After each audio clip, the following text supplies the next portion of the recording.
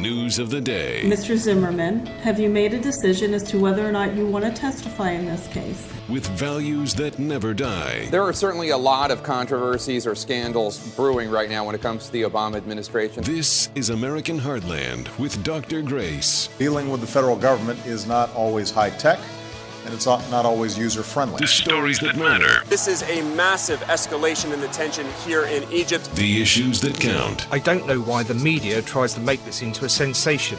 We have never hidden the fact that we supply Syria with weapons. This is American Heartland with Dr. Grace.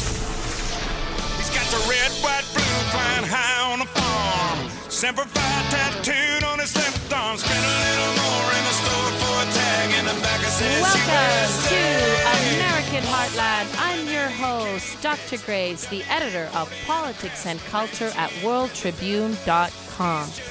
I don't know about you, but this administration is exhausting. The second term of the Obama presidency feels like a century. It seems like every day is really, really long. The reverses for American security are coming so quickly. It's fast and furious destruction of the United States of America. That's what this second term is. This week, what a week. We have Russian President Vladimir Putin strutting his stuff on the world stage, in particular in Crimea. And the most recent developments are that the parliament in Crimea has voted to join Russia, to be protected, quote unquote, by Russia. And what has President Obama done? Essentially, he has begged and pleaded for him to stop. That's what it amounts to. Oh, please, Vladimir, don't do this. And if you do, there will be consequences. That is what President Barack Obama has done. He looks defeated. He looks humiliated. In the process, this country has been humiliated and defeated. This is an enormous reversal for American foreign policy. And what has the Secretary of State done? John Kerry. He also is doing nothing other than just scolding Vladimir Putin. Roll it, Brittany. In the hearts of Ukrainians and the eyes of the world, there is nothing strong about what Russia is doing. There has been no surge in crime, no surge in looting, no political retribution here. The United States will stand by the Ukrainian people as they build the strong, sovereign, and democratic country that they deserve. We are prepared to take further steps if Russia does not return its forces to the barracks and engage in a legitimate policy of de-escalation. It is diplomacy and respect for sovereignty, not unilateral force, that can best solve disputes like this in the 21st century. Wrong. It is force that resolves disputes in the 21st century and in every century, morons. Force is the way of the world. One nation trying to dominate another nation is the way. Thing has changed. And this week, even the Washington Post blasted Obama for having a foreign policy that is based in fantasy. He refuses to see the world as it is. He sees the world merely as he wants it to be. Everybody could see that Vladimir Putin is a nationalist who seeks territorial aggrandizement. And it is remarkable to me that even some people on the right don't fully grasp the nature of Vladimir Putin. You have on the one hand the Democrats who are completely inept in handling him, and on the other hand, there is an outcry now from the likes of the Wall Street Journal and Bill O'Reilly, and they're saying things like this. The real leverage that America has in this is that we should exercise all our economic tools to bring economic pressure on Russia. and we can destroy their currency. We can really affect them in the pocketbook. We can freeze their assets. We can impose a travel ban. We can get the Europeans to cooperate to squeeze them economically. This is garbage. This is garbage because there is a complete misunderstanding of the nature of the enemy. The Russians do not make their calculations based merely on material goals and aims. They don't care what you do economically. First of all, you have an elite that has already secured their funds in places that you and I will never find. Those funds, and we're talking millions and millions and millions, are buried in various currencies around the world. So do what you want to the Russian ruble, and it will not have an effect on any of the oligarchs. You think they're not ready for that? That's the first point. And the second point is they don't care. Look at what we did in Iran. We put a tremendous financial squeeze on the mullahs. And yes, they tried to negotiate an end to economic sanctions. Yes, they're trying to maneuver out of it. But they're still going forward with their objections of the aggrandizement of Iran. And Russia is the same. The problem many Americans have when they analyze foreign nations is that they project the same values that we have upon those people. You see, our leaders care, or should, about the economy. They care about the material well-being of the people. The Russian leaders don't care. The Russian leaders have siphoned off funds. They've buried those funds. You will never find them. You will not affect them in any way, shape, or form economically. So the economic argument is bogus. The only thing that the Russians understand is force. That's it. The only thing they understand is the barrel of a gun. When you go toe-to-toe with the Russians, your gun has to be bigger and more powerful than their gun, period. So what has Vladimir Putin understood is that right now, American guns are buried. American guns are silent. In the words of President Barack Obama himself, the military option is off the table. And you know what? If the military option is off the table, that's telling Vladimir Putin, go ahead, take the Crimea and take any other piece of territory you want, because there's nothing that we are going to do that can stop you.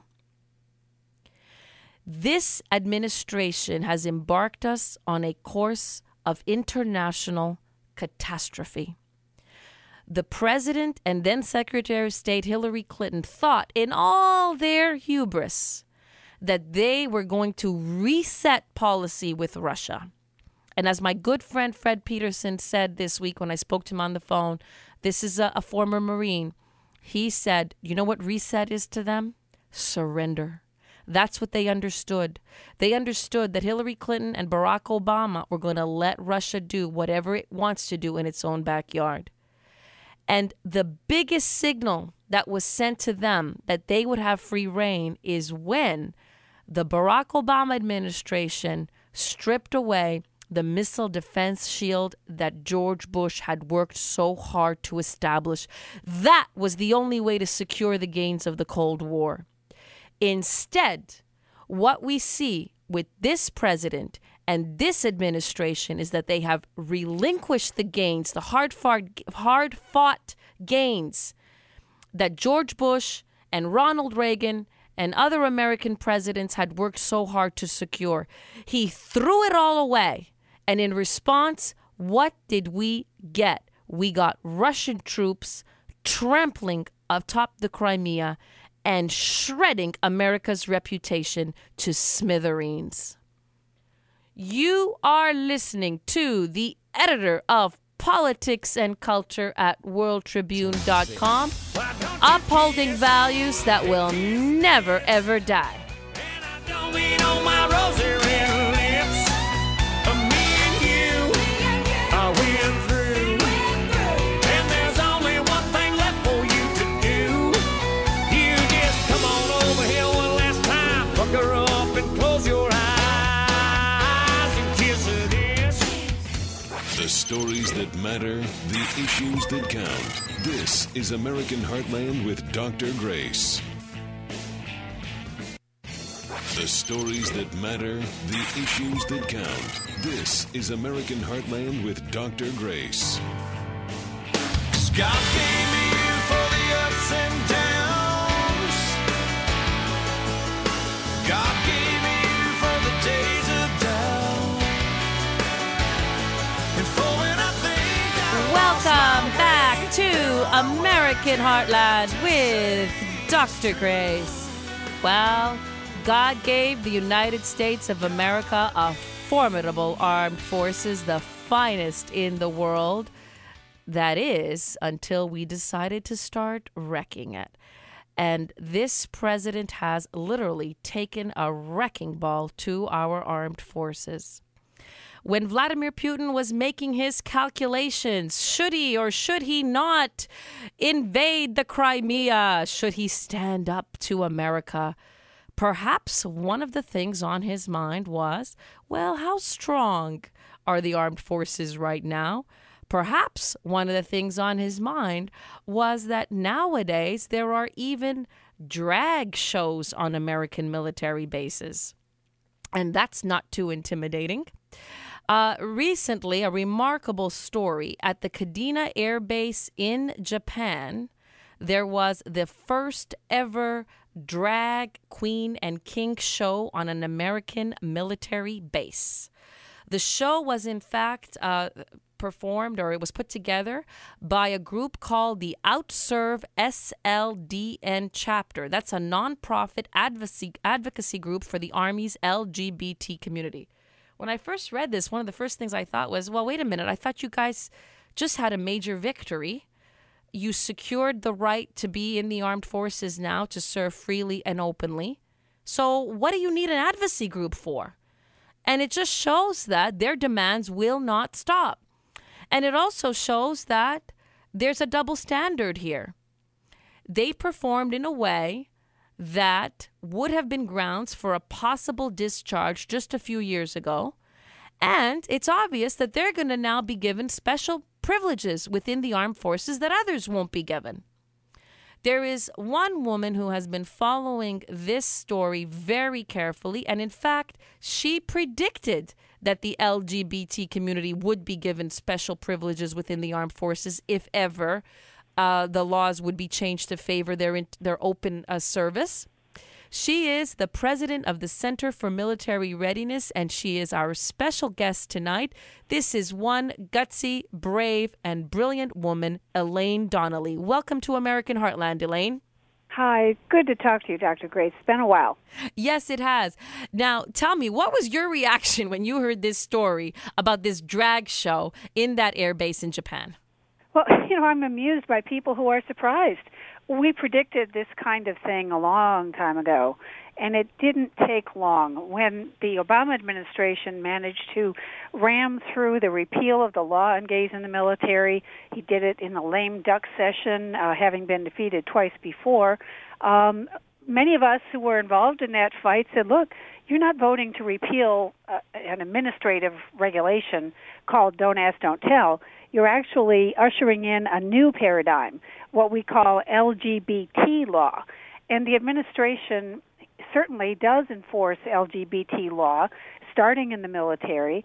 This kind of thing is entirely predictable. I mean, they even have LGBT celebrations at the White House. One a couple of years ago involved some lewd gestures in front of the painting of Reagan. There's an exhibitionist kind of tinge to this sort of thing going on. And so I think what we see here with a drag show on Okinawa, this is only one of several events we're going to see in the future. In fact, I'll make a prediction right now.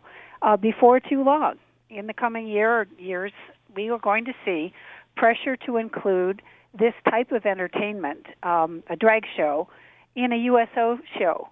And perhaps in a country where this sort of thing is looked on not very well. The military has welcomed this because they are now under LGBT law. They're not standing in the way. They've had gay pride parades with uniformed people showing up, even though a uniformed person would never be able to show up in a Tea Party demonstration, for instance. They can go to a gay pride parade, and hey, there's no problem with that. Right. So we have now multiple standards in the armed forces, and what was so successful about the armed forces previously is that there was one clear, discernible standard. If you followed the rules, whether you were black or white, you would win promotion, you would win the respect of your peers, you would win the respect of your leaders. And now we have multiple standards. And what I think is even more worrisome is, how does the rest of the world see this? How does Al-Qaeda view us now when they see something like this? How is Vladimir Putin and his entire national security team viewing us when they're making their calculations? Let's just play a small clip. Elaine, just play a small clip for the audience from that drag show, just to bring home the point. This is the image that we are now projecting around the world. Roll it, Brittany. Everybody at home said I'll do good in drag, so here I am. Is this the first time you'll be performing? This is the very first time that I will be performing. Yeah. Yes. Are you nervous? Excited, more than nervous. So it's a good thing for me. It lets me see what I can do, and I'm pushing myself. Ease the pain in my heart. And so then they went on to lip sync in drag. And my question really was this: what does the rest of the world conclude, especially our enemies, when they see something like this? Well, I've been wondering when that question would be asked in a serious way, but the troops are withdrawing now from Afghanistan as well as Iraq. Any Muslim country has sensitivities about these things. I mean, even beauty pageants, the women have to dress differently in those countries. So if the American military is going to show up with this type of entertainment, this type of bizarre clothing that is part of it, some people think that's a lot of fun, and it probably is. But is it appropriate for a military, our military? No, it is not. And yet, because we now have this new policy, LGBT law in the armed forces, almost anything goes. Everything that was denied back in 2010 when the bill was being debated is coming to pass. The approval for benefits for same-sex marriages and the marriages themselves taking place on military bases in churches and religious facilities. That was denied. It was denied up and down. They wouldn't have got the bill through if they hadn't denied it. But as we saw with Obamacare, you can deny anything, you can promise anything, just get the bill through, and then say, well, of course, we have to treat, why not have a drag show at a USO show or on a military base? We're all the same. One of the performers said that, we're so accepted now. Yeah, I guess they are, but how does that benefit our military? How does it impact everyone else? And by the way, there is a double standard. A couple of years back, there was a Navy. He was the commander of an aircraft carrier, a man named Owen Honors. I don't know if you remember him. And he used to have fun doing these funny little shows and videos on the ship, and some of them were questioned because they were thought to have maybe an overtone that some might interpret as being anti-gay. Well, he was severely punished. He was removed from command. I don't think he was court-martialed, but his career was pretty much brought to an end. Again, it's the kind of thing when you're dealing with entertainment, you can have edgy entertainment, but it's not appropriate to have edgy entertainment on a military base. It's not appropriate, and also I return to this point. Look, the armed forces is supposed to be very disciplined in its image, too, in how it projects its image at all times. I mean, this is common sense. And the reason for that is you do have to instill fear in enemies around the world. That is one of the key elements of protecting the nation, is if you instill fear abroad, well, you're less likely to be attacked. When you instill contempt or even humor, or, you instill, if you're trying to evoke different emotions other than fear, that is generally interpreted around the world as weakness and open season on American interests. Well, that's right. Discipline involves a lot of things. It means you can't wear your hair the way you want to wear your hair. Women can't wear all the jewelry they want to wear. You can't dress in a certain way that is not appropriate. Uniforms are the same for a reason. Because the military is not about individual expression. It's about everyone being the same. So you have a class of cultures here. You have two world views in competition. And right now, the LGBT view is becoming increasingly accepted because the brass, the people in the chain of command, who should know better, and in previous years would never accept that, they are being told, well, you have to go along with this because this is the new military. It is a worrisome trend. It certainly is not going to benefit or strengthen our armed forces. And the only thing I can say for sure is we have not seen anything yet, because this trend is going to progress, and you're going to see a lot of stories coming down the pike that people will raise their eyebrows and say, what is going on? Yeah, well, and we predicted this. Yeah, we predicted this. And you know what? They assured us, the counter-argument was that anybody who opposed this was bigoted, was basing their assessments on stereotypes, that in fact, gays and lesbians within the armed forces would behave just as the same as they have behaved in the past. They would conduct themselves with dignity and decorum according to the standards of the armed forces. And to argue otherwise was to be promoting a stereotype. And now the ink isn't even dry on the change. And you see here that's what we all feared, this kind of drag show. Right. Well, many gays in the military do conduct themselves without advertising and making a big deal about it, but it's the exceptions. It's the ones who do have. They seem to want to exhibit something. I don't know. They want to be different. They do it for fun. It's enjoyment. I mean, when you see the people in that video, they're obviously having fun. But again, that kind of fun, that kind of expression, is not appropriate. And I'm just waiting for Nancy Pelosi to say, well, I want military people in uniform to be at the Folsom parade that they have in San Francisco. That and some other ones are truly offensive to most people.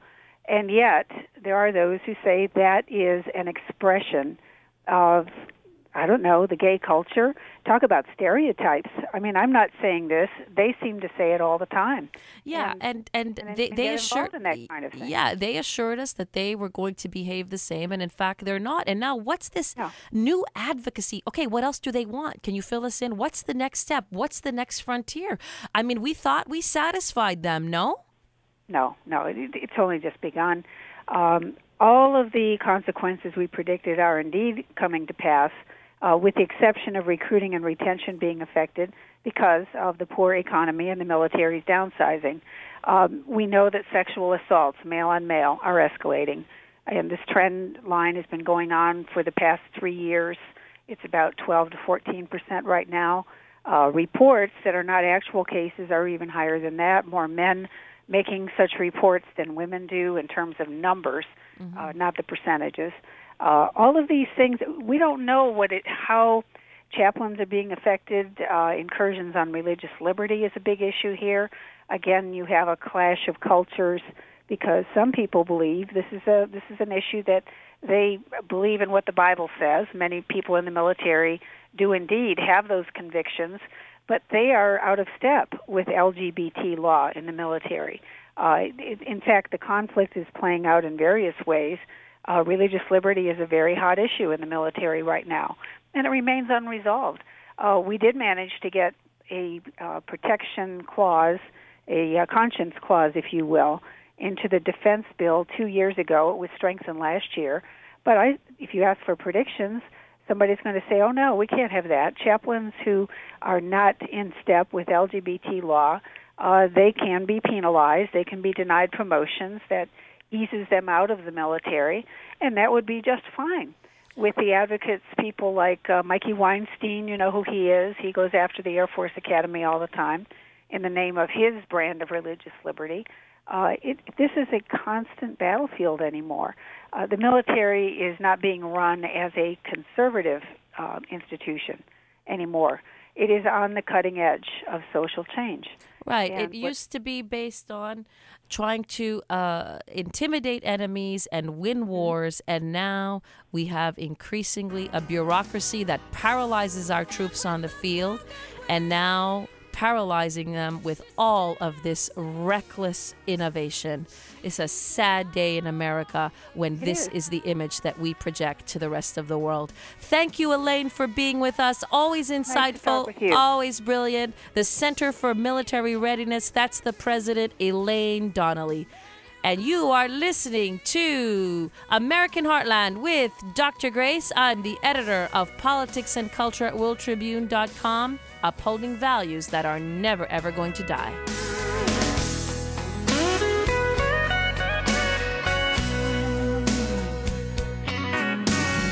The stories that matter, the issues that count. This is American Heartland with Dr. Grace. The stories that matter, the issues that count. This is American Heartland with Dr. Grace.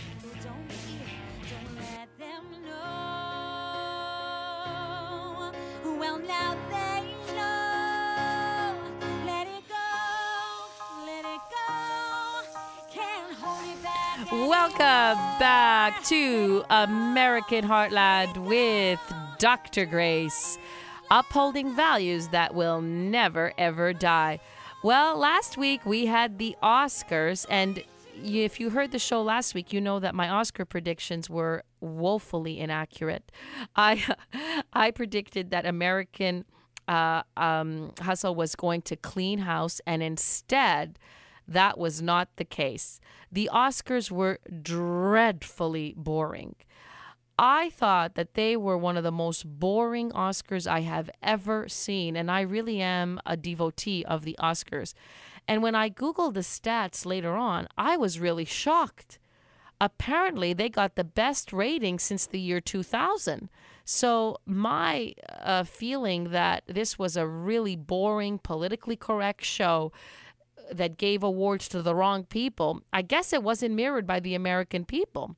Well, just let me give you a taste of the very lame humor that was splattered throughout the Oscars. I thought Ellen DeGeneres did a really good job in her opening monologue, but the rest of her performance I thought was very flat and not funny. Here's a sample. Hello. Come on down. I lied. We weren't going backstage. Okay. So we have just vegetables with like tomato sauce. We have cheese. We have different kinds. Who's hungry? Who's going to eat on this side? Okay. Come on, I've never done this. You help. You want the whole box? Really? Well, no, not all right, the whole box. all right. All right. Brad, Angie, yes? Okay. How do you want? Cheese, that's a cheese. Yeah. Julia wants cheese. Who's your favorite movie star? They're here. Well, who do you want to talk to? Am I missing something? But I don't think this is funny. This is just stupid. This is just adolescent. This is the Oscars here. It's supposed to be showcasing America at its finest. We want to see girls and gals, guys and gals in their most glamorous attire. And we don't want to see people eating pizza. This is not funny.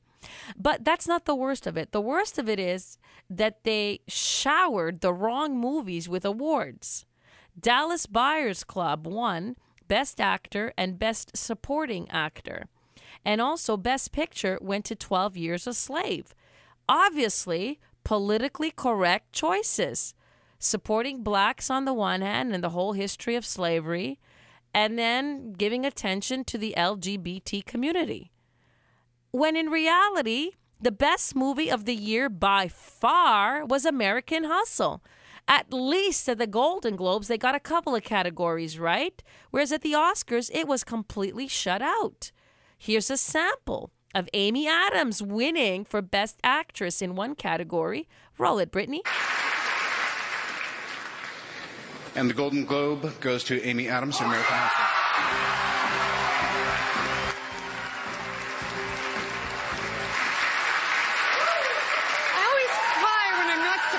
And then when a director asks me to cry, I can't cry. It really sucks. Oh, Oh, you guys, thank you so much. Thank you so much, Hollywood Foreign Press. Thank you. Thank you to all. You see, it takes the Hollywood foreign press to get some things right. They got that right. And they also gave Jennifer Lawrence an award at the Golden Globes, and she got nothing at the Oscars. Listen to her receiving the award. Oh, my God. HFPA, you really are just too kind.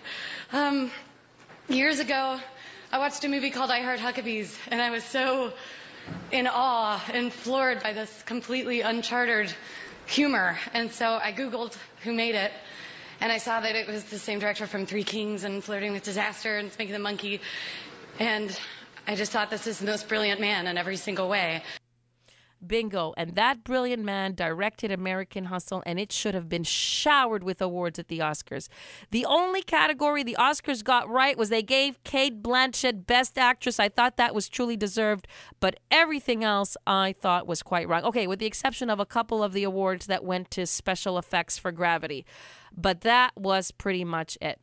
Well, we have a very special guest, someone who is deep within the belly of the beast. And this time, it's not that belly of the beast. It's not Washington, D.C. It's Hollywood. This is a conservative screenwriter in Hollywood. Her name is Myrna Sokoloff. She is a veteran author, a multi-talented author who writes political commentary, also writes is also writing screenplays, and she has also written a novel, Hand of Fatima. Here to explain to us why Hollywood keeps getting some of the basics wrong, Myrna Sokoloff. Welcome to the show. Thank you, and thank you for having me on. You gave me a big job there. My pleasure. It's really a pleasure to have somebody like you who is a conservative working in L.A. Can you tell us what that's like? Do you often feel discriminated against? Oh, yes, but it's kind of, we all keep our mouths shut mostly. I've heard from actors who were in, when Bush was president, they'd be sitting in makeup chairs with other actors, and the other actors were in total Bush derangement syndrome, and our poor conservative actor would just have to keep their mouth shut. So that's basically what it's like. Right. So everybody just doesn't reveal their politics. And on the other hand, I would imagine that those who are liberal on set do not have any problem revealing their credential, their affiliations, right? No, of course not. They assume everybody is as enlightened as they are, and they're always in shock if they find out differently. What keeps you in the business? Because you might think, hey, I'm surrounded by these liberals. They just want to promote this liberal agenda. My work is not going to get seen or recognized. I'm not going to make headway here. What keeps you going? Well, it's like faith, you just take that leap of faith and you keep going, and there are people out there that do appreciate what you do. I know because of the internet, and when I write an article and people agree with me, and I just had this article up today about comparing Putin to the scorpion in the fable of the frog and the scorpion, and I can't tell you, like over 1,000 people were clicking onto my site for my book, Hand of Fatima. So it's saying, yes, absolutely. So I know they're out there. You know they're out there. They just keep their mouths shut. They keep their heads down so that they're not identified. Right. So what was your take on the Oscars? What did you think? Did you see the ceremony? And do you agree with me that political correctness trumped real skill and artistry? Yes, I would absolutely agree with you. I think Gravity should have won Best Picture because it won practically all the awards for everything that makes a movie great. But because, I don't want to quote Rush Limbaugh, but he said, if it has the word slave in it, 12 Years a Slave, so therefore it had to win. I don't think it's that, but it was an emotional story about an issue that was about slavery. I mean, good God, it's 2014. Who is for slavery? Do they think they're trying to, convince somebody to be against slavery? So I think it was probably a great movie. I did not see it, so I can't comment on the movie. But it was a true story, apparently, and they did a good job in the adaptation. But I still think Gravity should have won. Well, that's the point. You didn't see it. I didn't see it. I'm willing to bet that a lot of people who voted for it didn't see it. And they just say, well, this is what I must do. In fact, at the beginning of the show, Ellen DeGeneres made a joke. Well, if we don't give 12 Years a Slave Best Picture, then we're all racist. She made a joke. She actually said it. I think there's lots of people. That was the truth. There's lots of people even within the Academy that they think, well, the purpose of making movies is to indoctrinate America. Right. And unless it has some kind of large cause that is being advanced, like advancing the rights and privileges of the LGBT community or advancing racial understanding and harmony, then it isn't a good picture. And that's bogus. First of all, as you said, who today needs to be convinced that slavery is an abomination, a historical abomination? Who needs to be convinced of that? It's way past that. And Gravity was a great movie about personal struggle. It was a lot of technology, but the brilliance of the technology that kept this woman alive, plus her drive to do the right things to keep herself alive. And in the end, she won. So that was a great movie, but it wasn't slavery. That's correct. And then I have to say, returning to my favorite movie, because I thought that Gravity was, it had a lot of depth in terms of its techniques and all the technology that was used. But in terms of a script, I do not think it approached the intricate character, the glorious characters of American Hustle, a plot based on a true story, costumes that were to die for, dialogue that was so riveting, each of the players remarkable. They were all outperforming one another. You look at Amy Adams and Jennifer Lawrence and Gerard Butler and Christian Bale, all of them, I think, really memorable performances. A movie that's going to go down as good as Casino, as good as Goodfellas, one of the top movies, not just of the year, but of the last decade. And it got nothing? How do you explain that?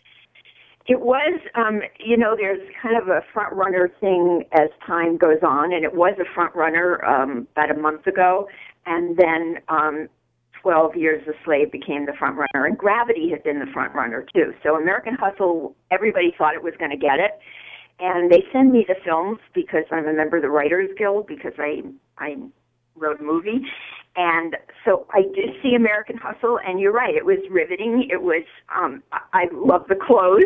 I mean, they did a great job. And you just kept in the story, and it was very complex. I like movies that are complex, and it was complex. And each one of those actors did a great job. Yeah, and ultimately, too, one of the themes is it's a theme about redemption because a con artist and his love interest, they change their ways. So here you have a really uplifting and true story, too. And another true story that completely got shut out, Captain Phillips. I thought another great movie, and a movie that, of course, the liberal establishment is not going to vote for in Hollywood because it basically shows you what happens when a ship is sailing without arms. It becomes easily the victim to people with armaments. And that's an argument that they don't want to hear, no matter how brilliant the acting and directing and technology on that film was.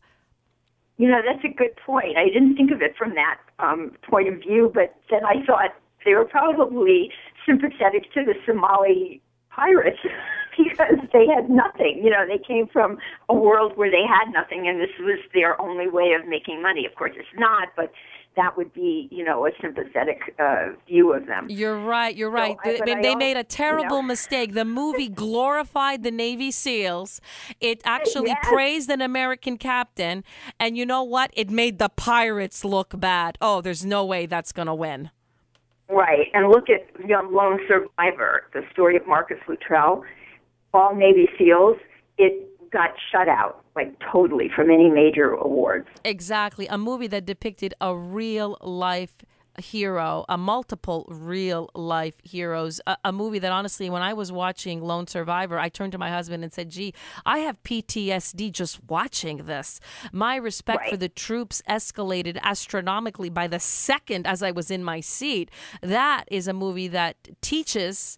It uplifts. It was brilliant. It was very well executed and not a peep. Instead, of course, let's celebrate victory over HIV, or that's what Dallas Buyers Club is all about. Who isn't for finding a cure to AIDS? I mean, it doesn't matter what you think. Who isn't for and slavery again?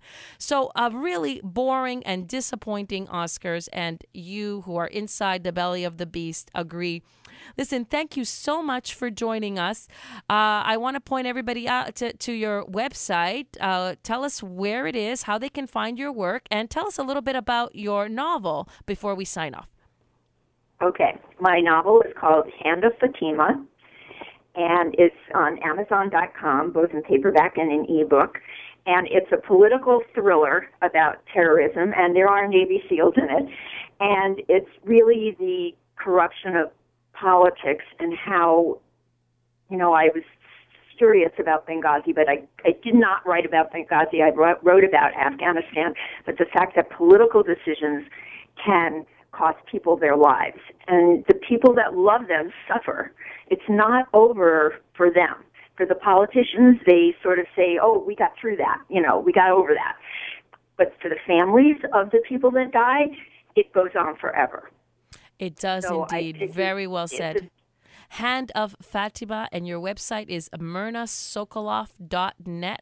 I encourage everybody to go there, buy the book, read her writings. This is one brave conservative woman in the belly of the beast, the Hollywood beast, that is. Thank you so much for joining us.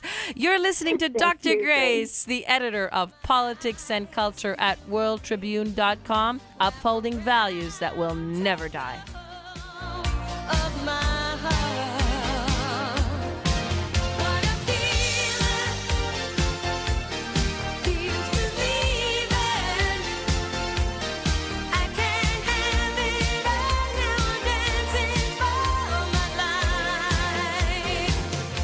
The stories that matter, the issues that count. This is American Heartland with Dr. Grace.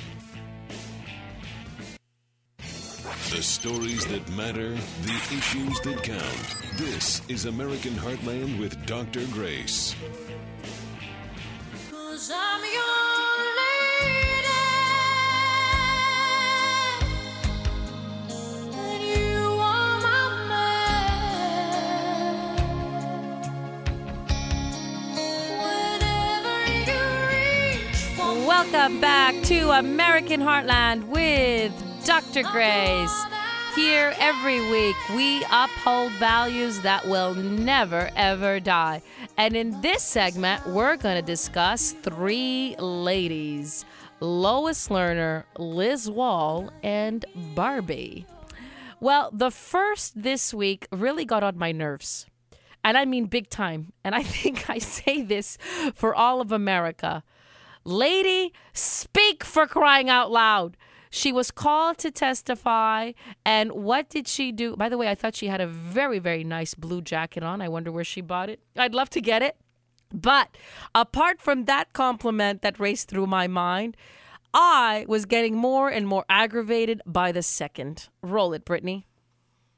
What did you mean by Cincy should not have these cases? On the advice of my counsel, I respectfully exercise my Fifth Amendment right and decline to answer the question. Why would you say Tea Party cases were very dangerous? I respectfully exercise my Fifth Amendment right and decline to answer that question. Why were you worried about this being perceived as a political project? I respectfully exercise my Fifth Amendment right and decline to answer that question. President Obama stated that there was not a smidgen of corruption in the IRS targeting.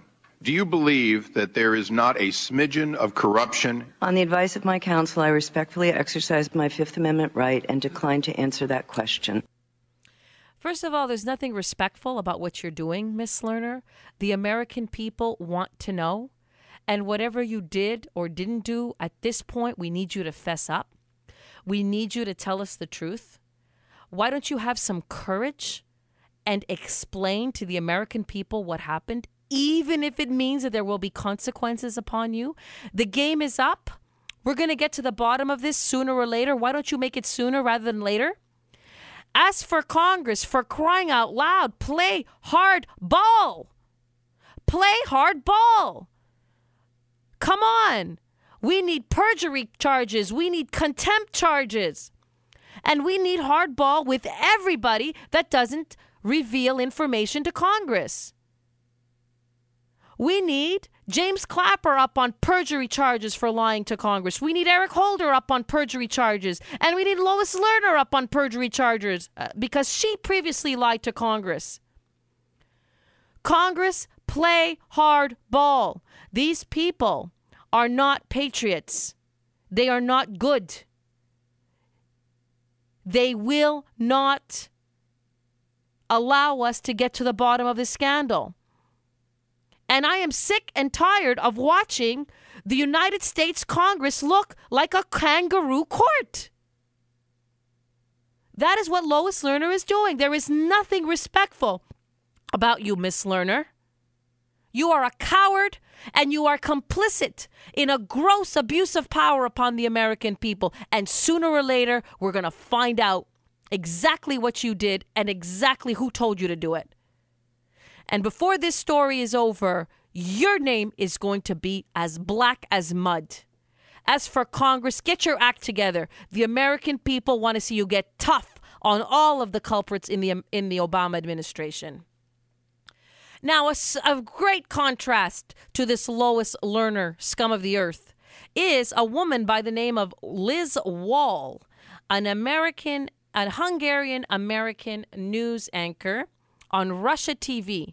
And what a shock. This is what she had the courage to do this week. Roll it, Brittany. Last night, RT made international headlines when one of our anchors went on the record and said Russian intervention in Crimea is wrong.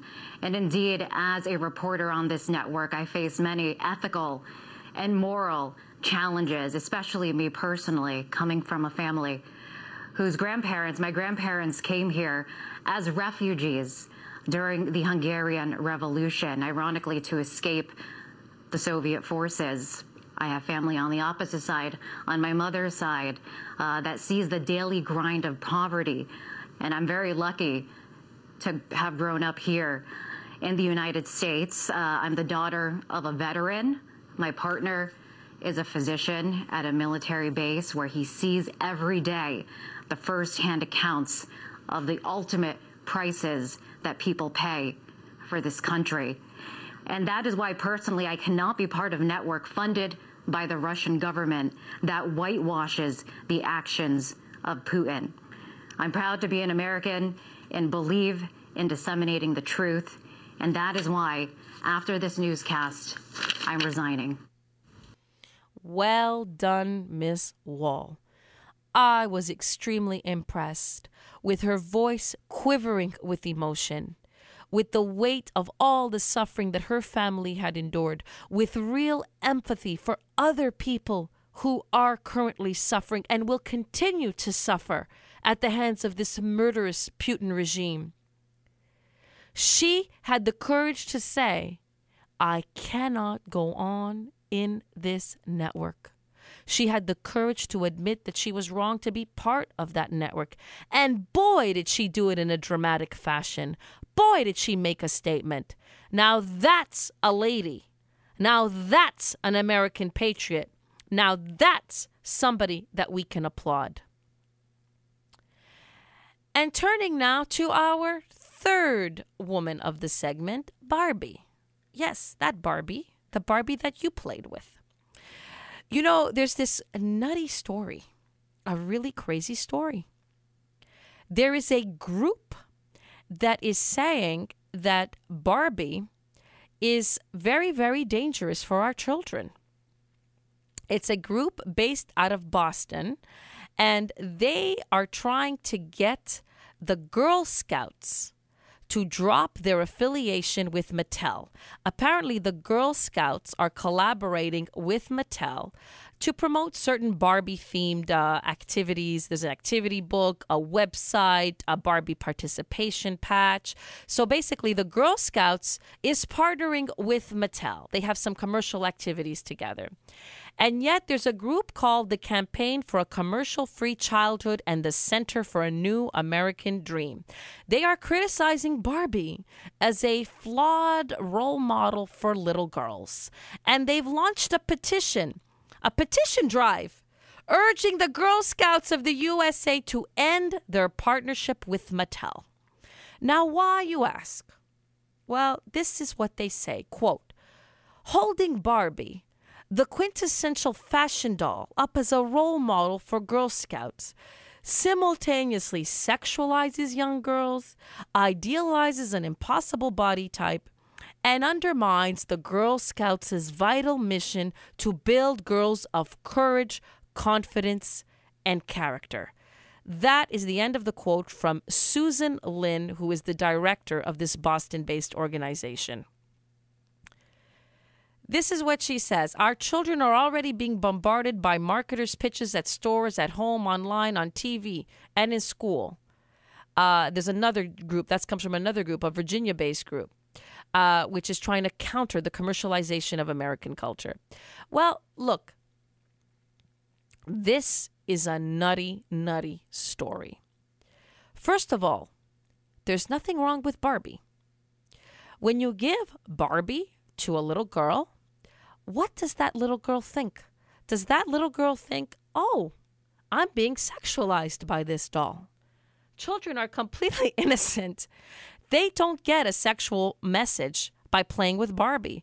I can tell you this, I used to love Barbie as a little girl. I never thought there was a problem with Barbie. What were my thoughts about Barbie? Well, I thought Barbie was actually quite empowering because Barbie, for example, could get Ken. And I thought, wow, she's really capable of getting the man of her dreams. I thought that was a good role model. I also thought Barbie could do a lot. Now, when I grew up in the 1970s, what I found really, really fun was to see women who could do a wide variety of things. And with Barbie, you could dress her up in all kinds of outfits. Barbie, for example, you could dress her up and she could be in a rock band. And that was a time when you didn't have too many girls in rock bands. So I imagined I could be in a rock band. And in fact, one of the games I played with my friends for years and years was we were all in a rock band together. We were called the Angels. We had such a good time. We all had various roles. Barbie could ride a Jeep and go on a safari. Back then, I didn't really see many women who could go on Jeeps and ride safaris. Barbie signaled women can do anything. And you know what else Barbie signaled? Women should be beautiful. I mean, girls love to play with beautiful dolls. There's nothing wrong with that. I think one of the problems that we have in our society is we're trying to make girls too much like boys. There's nothing wrong with saying, I love to comb Barbie's hair and I love to see what shoes I can put her in and I love to change her clothes and I love to experiment with fashion. This cultivates, catch this word, femininity. So Barbie has been around for a long, long time because there's nothing fundamentally wrong with Barbie. The problem is in our society is when you have Barbie without anything else in the home.